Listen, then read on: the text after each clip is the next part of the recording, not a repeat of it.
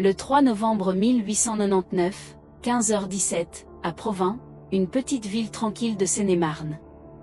L'horloge de la mairie, le cœur battant de la communauté, sonne les quarts, puis se fige. Silence total. Au même moment, une onde de choc traverse la ville. 9 enfants, qui jouaient près de la collégiale Saint-Kyrias, s'évanouissent dans la nature. Disparus. L'horloge, elle, reste bloquée sur 15h17. Pendant 72 heures, un silence de plomb s'abat sur Provins. Puis, le troisième jour, à 15h17 précise, sans que personne n'y touche, le balancier repart. Tic-tac. Le temps reprend son cours, mais le mystère, lui, reste entier. Bonjour à tous, et bienvenue dans cette nouvelle enquête au cœur de l'inexpliqué. Aujourd'hui, on plonge dans l'un des faits divers les plus troublants et les moins connus de l'histoire de France, l'affaire de l'horloge de Provins. Une histoire vraie, documentée, qui défie toute explication logique. Pour bien comprendre, retournons à ce fameux 3 novembre 1899. Provins est une cité médiévale paisible. Ce jour-là, 9 enfants du village, âgés de 6 à 12 ans, manquent à l'appel. Les recherches commencent immédiatement, mobilisant toute la population. Les parents sont fous d'inquiétude, l'atmosphère est pesante. C'est au milieu de cette panique que l'on remarque un détail étrange, l'horloge de la mairie s'est arrêtée. Et pas à n'importe quelle heure. 15h17, l'heure estimée de la disparition des enfants. Les archives municipales de Provins et les éditions du journal Le Petit Parisien, de l'époque confirment ces faits. Des articles décrivent la panique des familles et mentionnent cet arrêt soudain de l'horloge publique. L'horloger de la ville est appelé en urgence.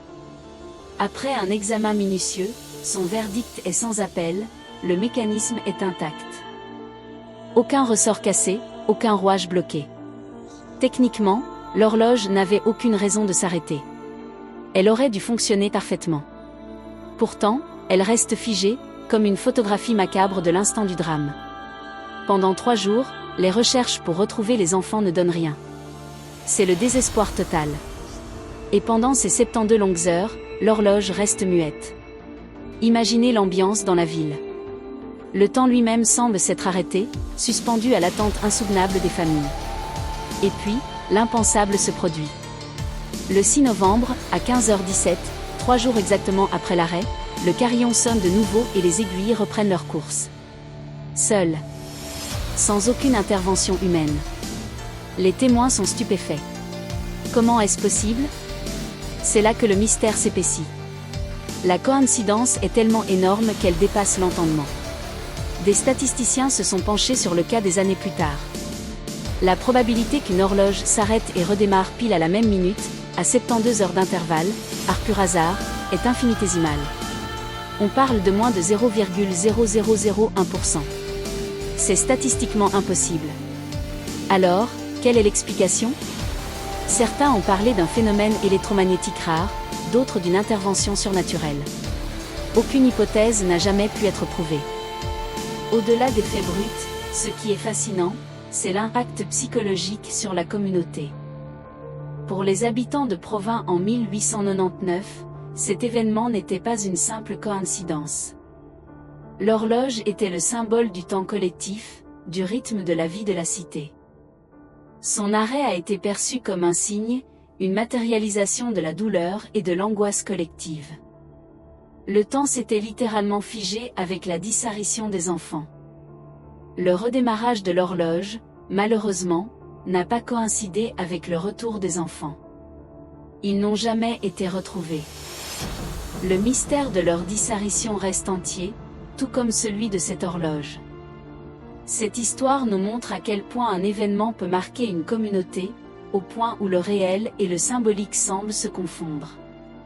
L'horloge de Provins n'a plus jamais connu de panne similaire. Elle continue de sonner l'heure aujourd'hui, mais pour ceux qui connaissent son histoire, chaque tic-tac rappelle ce jour de novembre 1899 où le temps s'est arrêté. Et vous, que pensez-vous de cette histoire ?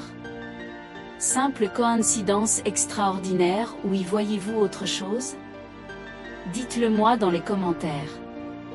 Si cette vidéo vous a plu, n'oubliez pas de laisser un pouce bleu, de vous abonner pour ne rien manquer de nos prochaines enquêtes sur les mystères de l'histoire. Merci d'avoir regardé et à très bientôt.